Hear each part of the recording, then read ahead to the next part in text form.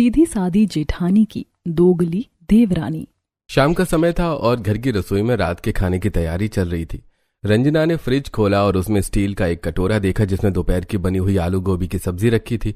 तभी रंजना सब्जी निकालते हुए बोलती है, प्रीति देखो, दोपहर की काफी सारी सब्जी बची हुई है, फ्रिज में रखी थी तो खराब भी नहीं हुई है। मुझे लगता है कि आज रात को अलग से सब्जी बनाने की कोई जरूरत नहीं है, बस रोटियां सेक लेते और थोड़ा सा रायता बना लेंगे, काम चल जाएगा। खाना फेंकना तो पाप होता है ना।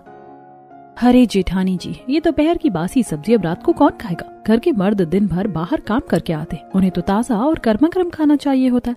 अगर मम्मी जी या पापा जी ने ये बासी सब्जी खाई और उनकी तबीयत बिगड़ गई तो? और वैसे भी अब तो इसमें से हल्की सी महक भी आने लगी, इसे आप चुपचाप फेंक दीजिए। लेकिन प्रीति, आप फिक्र क्यों करती हैं? अगर आपको नई सब्जी बनाने में आलस आ रहा है या थकान लग रही तो आप रहने दीजिए, मैं आपकी मदद कर दूंगी ना। आप बस आराम से बैठकर रोटियां बेलिए, मैं बढ़िया सी पनीर की सब्जी और दाल बना देती हूँ। रंजना ने प्रीति की बातों में आकर वो सब्जी डस्टबिन में डाल दी। प्रीति के चेहरे पर एक अजीब सी मुस्कान थी जो रंजना ने नहीं देख पाई। खाना बन जाने के बाद जब सब लोग डाइनिंग टेबल पर आने ही वाले थे तभी प्रीति रंजना से बोलती है, जेठानी जी खाना तो अब बस तैयार ही है, आप एक काम करिए, गुड्डू कमरे में अकेला है और शायद अपना होमवर्क भी पूरा नहीं कर पाया, आप जाकर उसे होमवर्क करवा दीजिए, तब तक मैं सबको खाना परोस देती हूँ। प्रीति तुम मेरा कितना ख्याल रखती हो, सच में। ऐसा कहकर रंजना खुशी खुशी अपने कमरे में चली गई। इधर डाइनिंग हॉल में ससुर रामनाथ, सास कमला, सुरेश और अमित खाना खाने बैठ गए। प्रीति ने बड़े प्यार से सबको ताजी बनी हुई सब्जी और गर्म रोटियां परोसी। अब जैसी कमला ने थाली में रात की सब्जी देखी उन्हें कुछ याद आया और वो बोली, छोटी बहू, ये दूसरी सब्जी क्यों बनाई है? मुझे अच्छे से याद है कि दोपहर को रंजना ने काफी सारी सब्जी बचाकर फ्रिज में रखी थी, वो सब्जी कहाँ गई? उसे गर्म क्यों नहीं किया? क्या बताऊं मम्मी जी, मैंने भी जेठानी जी से यही कहा था। मैंने उनसे बहुत मिन्नतें की कि मम्मी जी और पापा जी को बासी खाने से कोई परहेज नहीं है, हम सब मिलकर खा लेंगे, खाना बर्बाद नहीं करना चाहिए, लेकिन वो मेरी बात सुनने को तैयार ही नहीं थी। क्या मतलब? रंजना ने क्या कहा? वो कहने लगी कि दोपहर की बासी और सड़ी हुई सब्जी अब कौन खाएगा, इसीलिए उन्होंने मेरे मना करने के बावजूद वो सारी सब्जी डस्टबिन में फेंक दी। यकीन ना हो तो आप खुद कूड़ेदान में देख लीजिए। कमला और रामनाथ ने डस्टबिन की तरफ देखा जहां फेंकी हुई सब्जी साफ नजर आ रही थी। रामनाथ का गुस्सा सातवें आसमान पर पहुंच गया। वो गुस्सा होते हुए बोले, अरे बड़ी बहू को लगता है कि हम बहुत बड़ी रईस है, हम कोई उसके मायके जैसे करोड़पति नहीं है जो रोज खाना बर्बाद करे। पापा, रंजना ऐसा नहीं कर सकती, वो तो खुद बहुत बचत करती है। भैया मैं झूठ क्यों बोलूंगी, मैंने तो उन्हें रोका था, पर वो आज बहुत गुस्से में थी, कह रही थी कि इस घर में उनकी कोई कद्र ही नहीं है। उसी वक्त रंजना गुड्डू को लेकर वहां आ जाती है। उसे लगा जैसे वहां कुछ बात चल रही है और उसे समझ नहीं आया कि सब उसे गुस्से में क्यों देख रहे हैं। तभी उसने पूछा, क्या हुआ, यहाँ पर कोई बात हो गई क्या? कोई मुझे भी तो बताओ कि क्या हुआ है। रंजना, तुमने आज जो किया है ना वो बिल्कुल गलत है, तुम्हें कम से कम एक बार हमसे पूछना तो चाहिए था। पर सुरेश, मैंने क्या कर दिया? मुझे भी तो कोई बताओ कि मेरी गलती क्या है। अरे छोड़िए ना जेठानी जी, अब क्या फायदा, जो होना था वो तो हो गया, अब आप और बहस मत कीजिए, घर का माहौल खराब होगा। अब सब लोग गुस्से में खाना खाकर अपने अपने कमरे में चले गए। रंजना चुपचाप रसोई में प्रीति के साथ बैठी रही। उसे समझ ही नहीं आया कि उसकी गलती क्या थी। खाना खाने के बाद बर्तन धोकर जब रंजना अपने कमरे में पहुंची तो देखा कि सुरेश पलंग पर बैठा उसे गुस्से से घूर रहा है। सुरेश, आप मुझे इस तरह घूर क्यों रहे हैं? मैंने आपसे पूछा भी था कि बात क्या है, पर आपने कुछ बताया ही नहीं। रंजना, तुम ये सीधी सादी बनने का ढोंग बंद करो। मुझे पता चल गया कि तुमने दोपहर की सब्जी बासी कहकर डस्टबिन में फेंक दी। सुरेश मेरी बात तो सुनिए, वो सब्जी मैंने अपनी मर्जी से नहीं फेंकी थी। सुरेश रंजना की एक नहीं सुनता और सो जाता है और रंजना पूरी रात रोती रहती है। अगली सुबह रंजना हमेशा की तरह जल्दी उठती है और घर की साफ सफाई में जुट जाती है। वो झाड़ू लगा रही थी कि तभी प्रीति अपने कमरे से बाहर आई और बोली, अरे जेठानी जी, आप इतनी सुबह सुबह साफ सफाई क्यों कर रही हैं? अभी तो काफी समय है। प्रीति, तुम्हें तो पता ही है कि मैं हमेशा सुबह उठकर सबसे पहले झाड़ू पोछा ही करती हूँ, काम जल्दी निपट जाए तो अच्छा रहता है। हाँ मैं जानती हूँ, लेकिन आपको ये भी तो पता है कि अब गुड्डू स्कूल जाने लगा है, उसे तैयार करना ज्यादा जरूरी है। आप एक काम करिए, ये झाड़ू मुझे दे दीजिए, आप जाकर गुड्डू को तैयार कीजिए, घर की सफाई मैं कर लूंगी। अब रंजना झाड़ू प्रीति को देकर अपने कमरे में चली जाती है। प्रीति ने झाड़ू हाथ में ली और जोर जोर से सफाई करने का नाटक करने लगी। तभी सास कमला और ससुर रामनाथ मंदिर जाने के लिए तैयार होकर अपने कमरे से बाहर निकलते हैं। उनके हाथ में पूजा की थाली थी। उन्होंने प्रीति को अकेले सफाई करते देखा। तभी कमला बोलती है, अरे छोटी बहू, तुम इतनी सुबह अकेले झाड़ू लगा रही हो, बड़ी बहू कहाँ है? मम्मी जी, मैं इस घर की छोटी बहू हूँ तो मुझे ही ये सब काम करना पड़ेगा ना, और भला कौन करेगा? बहू, ये तुम कैसी बातें कर रही हो? कल तक तो रंजना ये काम करती थी। पापा जी, अब मैं क्या ही बताऊं, जेठानी जी ने मुझसे साफ कह दिया कि वो अब घर का कोई काम नहीं करेंगी। वो कहती हैं कि वो बड़ी बहू हैं तो उन्हें आराम करने का हक है। अच्छा, तो रंजना की इतनी हिम्मत बढ़ गई। अभी इस घर में हम जिंदा हैं, तुम्हारे सास ससुर अभी मरे नहीं हैं। इस घर के फैसले हम लेते हैं, वो नहीं। चलो कमला, देखते हैं कि महारानी क्या कर रही है। अब दोनों गुस्से में रंजना के कमरे की तरफ बढ़ते हैं। वहां रंजना बिस्तर पर बैठकर गुड्डू को मोजे पहना रही थी। उसे देखते ही कमला गुस्से से कहती है, अच्छा रंजना, बहुत अच्छा। यहाँ तुम महारानी बनी आराम फरमा रही हो और वहाँ तुम्हारी देवरानी अकेले पूरे घर का झाड़ू पोछा कर रही है। तुम्हें शर्म नहीं आती? मम्मी जी, आप इतना गुस्सा क्यों कर रही हैं? प्रीति ने ही तो मुझसे कहा कि मैं गुड्डू को तैयार कर लूं और वो सफाई कर लेगी। चुप रहो, झूठ मत बोलो। आओ मेरे साथ बाहर। कमला रंजना को लेकर हॉल में आती है, जहां प्रीति झाड़ू पकड़े हुए खड़ी थी और उसकी आंखों में दिखावटी आंसू थे। कमला ने प्रीति के हाथ से झाड़ू छीनी और रंजना के हाथ में दे दी और बोली, बड़ी बहू, आज से इस घर की सफाई की सारी जिम्मेदारी सिर्फ तुम्हारी है। अकेले तुम ही झाड़ू और पोछा करोगी, तुम्हारी देवरानी इसमें हाथ भी नहीं लगाएगी। और खबरदार, जो कोई बहाना बनाया या काम चोरी की तो। पर मम्मी जी, मैं तो हमेशा से ही काम करती ही आई हूँ, मैंने कभी मना नहीं किया। आप आज मुझसे इस तरह क्यों बात कर रही हैं? ज्यादा सीधी सादी बनने की कोशिश मत करो बड़ी बहू। हमें सब पता चल गया है कि तुम छोटी बहू पर कैसे हुक्म चलाती हो। जो कहा गया है उतना ही करो। ऐसा कहकर रामनाथ और कमला मंदिर चले गए। प्रीति ने मुस्कुराते हुए रंजना की तरफ देखा और बोली, अब मैं क्या कर सकती हूँ जेठानी जी, घर के बड़ों ने फैसला सुनाया है तो मानना ही पड़ेगा। ऐसा कहकर प्रीति वहां से चली जाती है और रंजना झाड़ू पकड़े वहीं खड़ी रहती है। इसी तरह कुछ दिन बीत गए। रंजना घर का सारा काम अकेले करती, जबकि प्रीति बस आराम करती या फोन पर लगी रहती। एक दिन रंजना की सहेली नीलम उसके घर आती है। नीलम बहुत समझदार थी। उसने देखा कि रंजना पसीने में तरबतर होकर पोछा लगा रही है और प्रीति किचन में अपने लिए चाय बना रही थी। ये देखकर नीलम कहती है, रंजना, ये क्या हाल बना रखा है तूने अपना? इस घर में तो तेरी देवरानी भी है ना, फिर तू सारा काम अकेली क्यों कर रही है? वो वहाँ चाय बना रही है और तू यहाँ घिस रही है। अरे छोड़ना नीलम, तू ये बता कि तू क्या पिएगी, ठंडा या गरम? मैं बस ये पोछा लगा कर आती हूँ। तू इतनी सीधी सादी क्यों है रे? तुझे समझ नहीं आता कि तेरी देवरानी तेरे सीधेपन का फायदा उठा रही है? वो तुझे नौकरानी की तरह इस्तेमाल कर रही है और तू है कि बस मुस्कुरा रही है। तो ऐसा कैसे कह सकती है नीलम? प्रीति वैसी नहीं है, वो तो मेरी बहुत मदद करती है, बस मम्मी जी ने उसे मना कर रखा है। मैं देख रही हूँ रंजना, जब से तेरी देवरानी इस घर में आई है, घर का सारा काम तुझ पर डाल दिया गया। वो बहुत तेज है, तू उसकी बातों को समझ नहीं पा रही है। प्रीति रसोई में थी और वो दोनों की बातें सुन रही थी। उसे लगा कि नीलम रंजना के कान भर सकती है, इसलिए वो फौरन किचन से पानी का गिलास लेकर बाहर आती है और बोलती है, नमस्ते नीलम जी, लगता है आप दोनों मेरे बारे में ही बात कर रही थी। अरे मैं तो रसोई में रात के खाने की तैयारी कर रही थी। मुझे लगा जेठानी जी सफाई कर रही है तो मैं खाना बना लेती हूँ। हम दोनों काम बांट कर ही तो करते हैं। ऐसा कहकर प्रीति बात को घुमा देती है। ऐसे कुछ दिन और बीत जाते हैं। एक दिन प्रीति अपने कमरे में अमित से बात कर रही थी। अमित, हमारा चिंटू अब बड़ा हो गया है, उसके स्कूल में एडमिशन का समय आ गया है। मैंने सोच लिया कि उसे किस स्कूल में डालना है। हाँ, मैं भी वही सोच रहा हूँ। पड़ोस वाले सरकारी स्कूल में डाल देते हैं, फीस भी कम है और पास भी है। क्या सरकारी स्कूल? बिल्कुल नहीं। जिस बड़े स्कूल में जेठानी जी का बेटा गुड्डू जाता है, उसी स्कूल में मेरा चिंटू भी जाएगा। प्रीति, तुम जानती हो कि हम एक मिडिल क्लास परिवार हैं। उस स्कूल की फीस बहुत ज्यादा है, हम उसे अफोर्ड नहीं कर पाएंगे। क्यों नहीं कर पाएंगे? जब जेठानी जी का बेटा पढ़ सकता है तो मेरा बेटा क्यों नहीं? रंजना भाभी के मायके से भी मदद आती है और सुरेश भैया की आधी सैलरी गुड्डू की फीस में आती है। ऊपर से मम्मी पापा भी गुड्डू को सपोर्ट करते हैं। हम उतना खर्च नहीं उठा सकते। तुम फिक्र मत करो, मैं कुछ न कुछ रास्ता निकाल लूंगी। मैं अपने बेटे का भविष्य ऐसे बर्बाद नहीं होने दूंगी। अब कुछ दिनों बाद प्रीति के दिमाग में एक नया प्लान आता है। वो रंजना के कमरे में जाती है, जहां रंजना गुड्डू को होमवर्क करवा रही थी। गुड्डू अंग्रेजी की एक कविता सुना रहा था। तभी प्रीति को देखकर रंजना कहती है, देखो प्रीति, मेरा गुड्डू कितना होशियार है, अभी से कितनी अच्छी इंग्लिश बोलता है और सारी कविताएं उसे याद है। हाँ जेठानी जी, आप सही कहती है। वैसे चिंटू बेटा, तुम भी अपनी कोई कविता सुनाओ ना। चिंटू ने टूटी फूटी हिंदी में कविता सुनाई। तभी प्रीति अचानक फूट फूट कर रोने का नाटक करने लगी। अब रंजना घबरा जाती है और प्रीति को रोता देखकर बोलती है, क्या हुआ प्रीति, तुम अचानक रोने क्यों लगी? देखिए ना जेठानी जी, अब चिंटू के स्कूल जाने की उम्र हो गई। मैं भी चाहती हूँ कि वो आपके बेटे के स्कूल में पढ़े, लेकिन इसके पापा कहते हैं कि हम गरीब हैं, इसीलिए इसे छोटे और सस्ते स्कूल में डालेंगे। आपका गुड्डू तो वैसे ही पढ़ने में होशियार है, वो तो कहीं भी पढ़ लेगा, लेकिन मेरा चिंटू तो हिंदी भी ठीक से नहीं बोल पा रहा है। उसे अच्छे स्कूल की ज्यादा जरूरत है। तुम चिंता क्यों करती हो प्रीति? चिंटू भी अच्छे स्कूल जाएगा तो होशियार हो जाएगा। नहीं जेठानी जी, दोनों को बड़े स्कूल में पढ़ाना हमारे लिए संभव नहीं है। क्यों ना हम सिर्फ चिंटू को बड़े स्कूल में पढ़ाएं, गुड्डू तो वैसे ही होशियार है।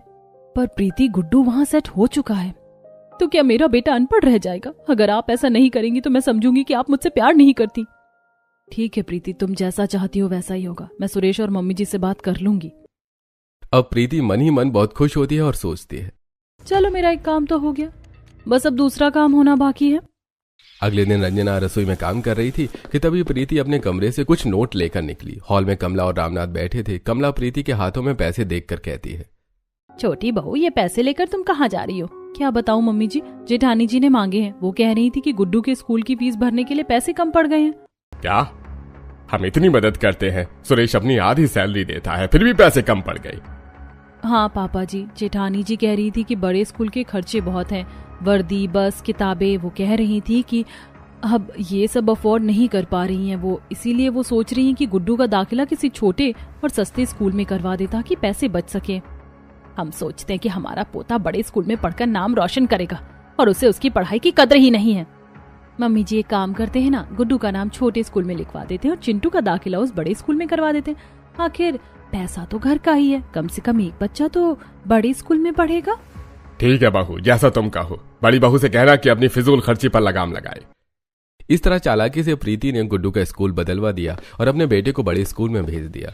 अब ऐसे ही कुछ दिन बीत गए और एडमिशन की सारी प्रक्रिया पूरी हो गई। आज चिंटू के नए स्कूल का पहला दिन था। प्रीति बहुत खुश थी क्योंकि उसका बेटा पहली बार उस नामी स्कूल की वर्दी पहनकर तैयार हुआ था। तभी स्कूल बस का हॉर्न बजता है। चिंटू दौड़कर बाहर जाता है और घर के बाहर का नजारा कुछ अलग था। चिंटू बड़ी आलीशान स्कूल बस में चढ़ा, जबकि रंजना ने गुड्डू को एक पुराने ऑटो में बिठाया जो उसे उसके नए छोटे स्कूल छोड़ने जा रहा था।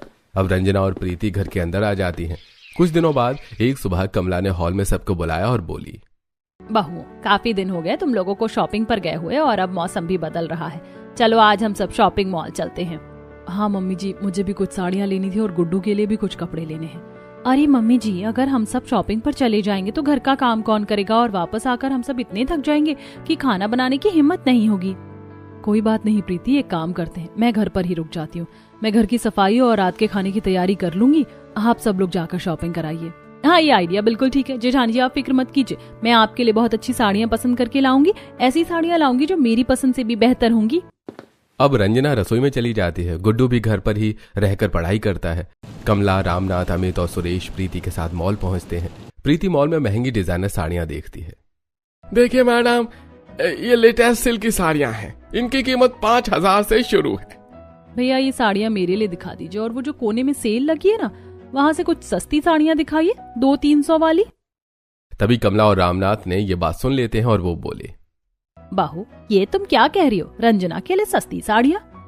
अरे मम्मी जी, मैं तो आपको बताना ही भूल गई। आने से पहले जेठानी जी ने खुद मुझसे कान में कहा था कि उनके लिए सिर्फ सस्ती साड़ियाँ ही लाना।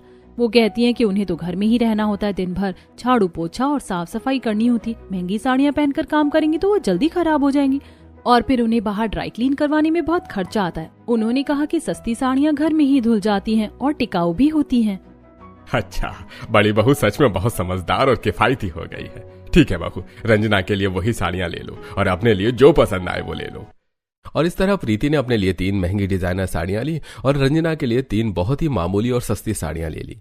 अब शॉपिंग करने के बाद वो लोग घर पहुंचते हैं। घर पहुंचकर वो रंजना के बेडरूम में जाती है और अपनी जेठानी को लाई हुई साड़ियाँ दे देती है। तभी साड़ियाँ देखकर रंजना कहती है, देवरानी जी, ये साड़ियाँ आप इतनी सस्ती क्यों लाई हैं? इनका कपड़ा तो बहुत चुभने वाला है।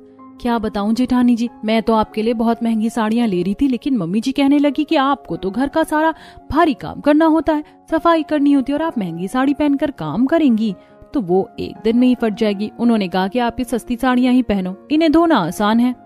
अच्छा, मम्मी जी ने ऐसा कहा। मम्मी जी हमेशा मेरा भला ही सोचती हैं। कोई बात नहीं, मैं यही पहन लूंगी। अब ऐसे ही कुछ दिन और बीत जाते हैं। एक सुबह कमला और रामनाथ मंदिर गए थे। रंजना किचन में दोपहर के खाने की तैयारी कर रही थी। तभी नीलम वहां आ गई। वो हॉल में बैठकर टीवी देखने लगी। प्रीति ने उसे देख लिया। उसे देखकर वो मन ही मन सोचने लगी, ये नीलम फिर आ गई। इसका और जेठानी का कनेक्शन तोड़ना ही पड़ेगा, वरना ये किसी दिन मेरा ही पत्ता साफ कर देगी। तभी प्रीति रसोई में गई और बड़बड़ाने लगी, न जाने इन लोगों को चैन क्यों नहीं आता। सुबह सुबह मुंह उठाकर चले आते हैं जैसे हमारा घर कोई धर्मशाला हो। क्या हुआ प्रीति, किस पर इतना भड़क रही हो? देखिए ना जेठानी जी, पिछले कुछ दिनों पहले ही हमने बिजली की किश्त भरी थी और वो वसूली वाला फिर आ गया, हॉल में बैठा हुआ है। महीना पूरा होने से पहले ही पैसे मांगने आ जाते। मेरा तो मन करता है उसे अभी भगा दूं। अच्छा, ये तो बहुत गलत बात है। बार बार ऐसे उनका घर आना ठीक नहीं है। जेठानी जी आप एक काम करिए, आप रसोई से थोड़ा जोर से बोलिए कि हमें कोई काम नहीं है क्या, जो रोज रोज ये लोग मुंह उठाकर चले आते। आपकी आवाज सुनकर शायद वो शर्म के मारे चला जाए। अरे इन लोगों को और कोई काम धंधा नहीं है क्या? जब देखो सुबह सुबह मुंह उठाकर चले आते हैं। हम लोग यहाँ फालतू नहीं बैठे जो इनके स्वागत सत्कार में लगे रहें। तभी हॉल में बैठी नीलम ये सुनती है और दंग रह जाती है। उसे लगा कि रंजना उसके बारे में कह रही है। वो मन ही मन सोचती है, रंजना को क्या हो गया? वो तो कभी ऐसे नहीं बोलती थी। जरूर उसकी देवरानी ने उसे कोई उल्टी पट्टी पढ़ाई है। अब नीलम थोड़ी देर वहां बैठी रही और रंजना बाहर नहीं आई। प्रीति ने रंजना को रसोई में ही रोक रखा था। थोड़ी देर बाद नीलम दुखी होकर वहां से चली गई। उसने मन ही मन फैसला किया कि वो रंजना की आंखें खोल कर ही रहेगी। थोड़ी देर बाद जब प्रीति पानी लेकर हॉल में आती है तो देखती है कि रंजना वहां नहीं है। चलो अच्छा हुआ, चली गई, बला टली। इधर प्रीति की चालाकियां जारी थी। उसने रंजना पर घर के सारे इल्जाम थोपना शुरू कर दिए। वो अपनी हर गलती रंजना के नाम डाल देती है।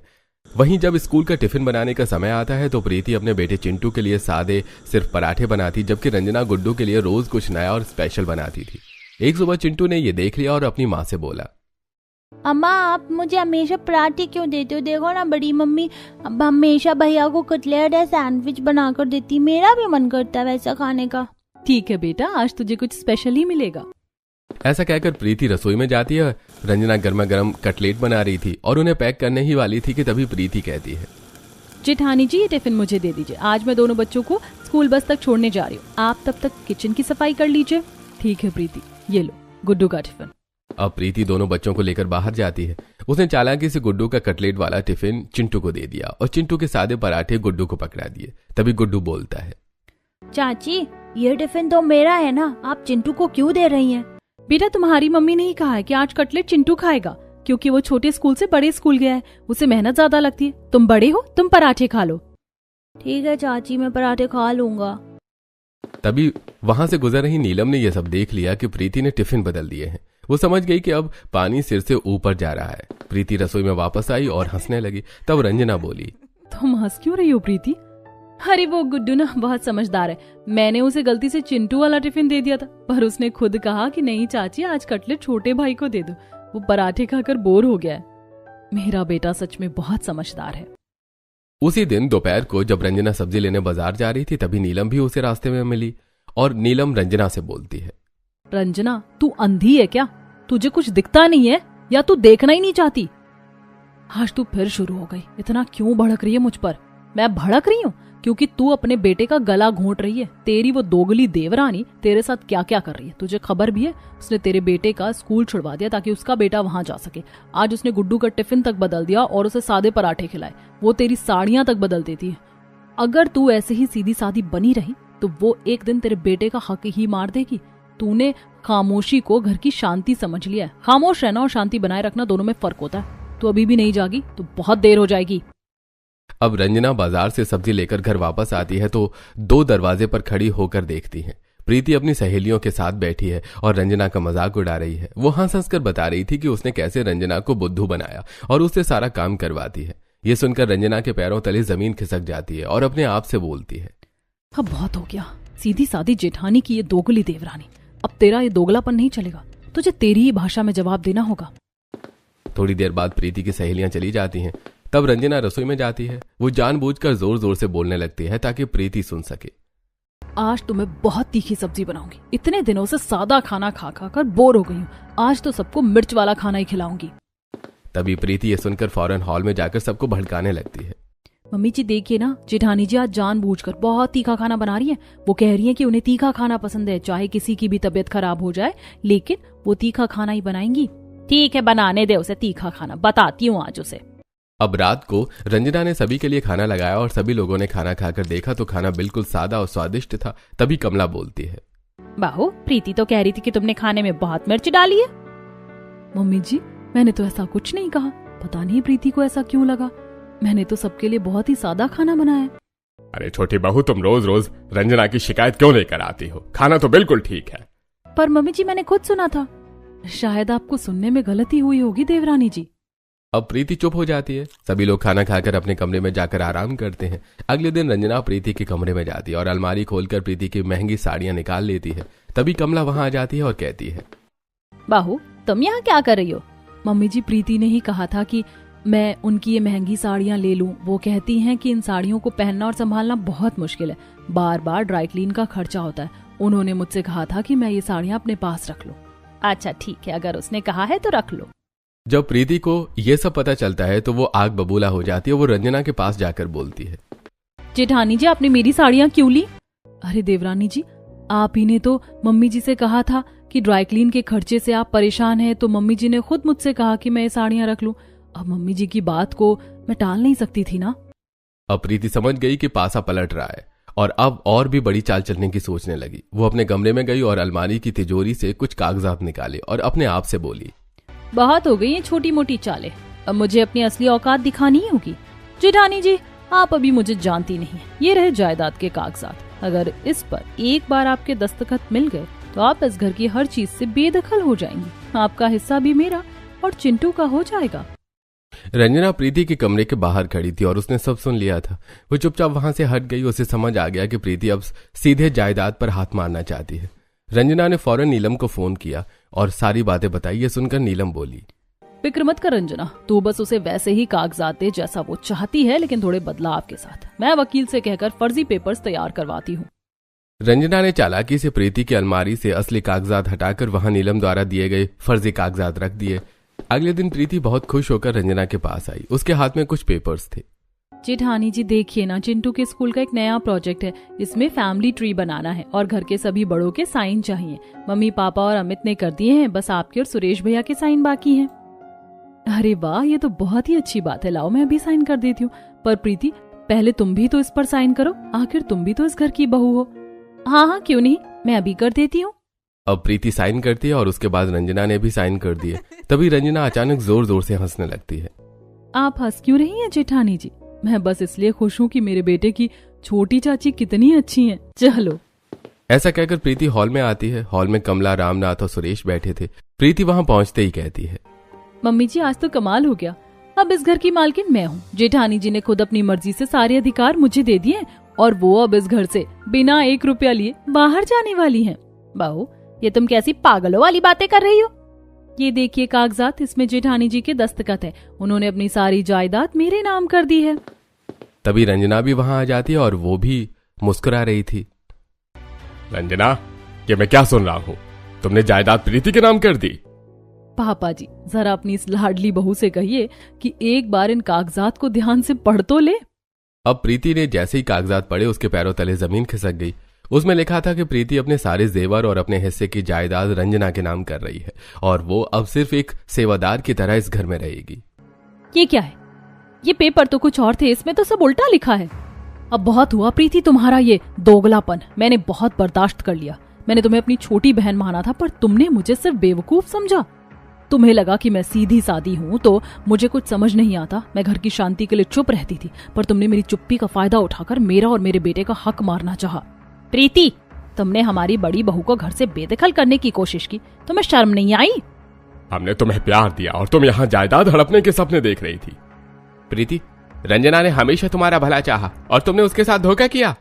मुझे माफ कर दीजिए, मुझसे बहुत बड़ी गलती हो गई। जेठानी जी मुझे लगा था कि मैं आपसे ज्यादा होशियार हूँ। प्रीति मैं सीधी सादी जरूर हूँ पर बेवकूफ नहीं। मैं तुमसे ज्यादा होशियार हूँ, लेकिन मैंने अपनी होशियारी कभी दूसरों को गिराने के लिए इस्तेमाल नहीं की।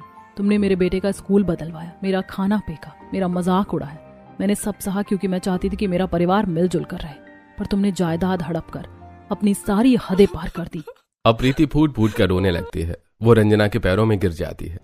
जेठानी जी मुझे इस घर से बाहर मत निकालिए, मुझे अपनी गलती का एहसास हो गया। मैं अब कभी ऐसा नहीं करूंगी, मैं चिंटू की कसम खाती हूँ। प्रीति मैंने तुम्हें हमेशा अपनी बहन माना और एक बहन अपनी बहन का बुरा नहीं चाहती। तभी रंजना उन जायदाद के कागजात को प्रीति के सामने ही फाड़ देती है। मैंने ये सब सिर्फ तुम्हें सबक सिखाने के लिए किया था। मुझे तुम्हारी जायदाद नहीं चाहिए, मुझे बस मेरा वो पुराना परिवार चाहिए जहाँ सब मिलजुल कर रहे। लेकिन याद रखना प्रीति, अगर फिर कभी तुमने ये अपना दोगलापन दिखाया तो याद रखना कि तुम्हारी जेठानी तुमसे कहीं ज्यादा पहुंची हुई चीज है। तभी प्रीति रंजना को गले से लगा लेती है। उसकी आंखों में अब सच्चे पश्चाताप के आंसू थे। अब घर वाले भी रंजना की समझदारी देखकर बहुत खुश होते हैं और अब सभी मिलजुल कर खुशी खुशी रहने लगते हैं।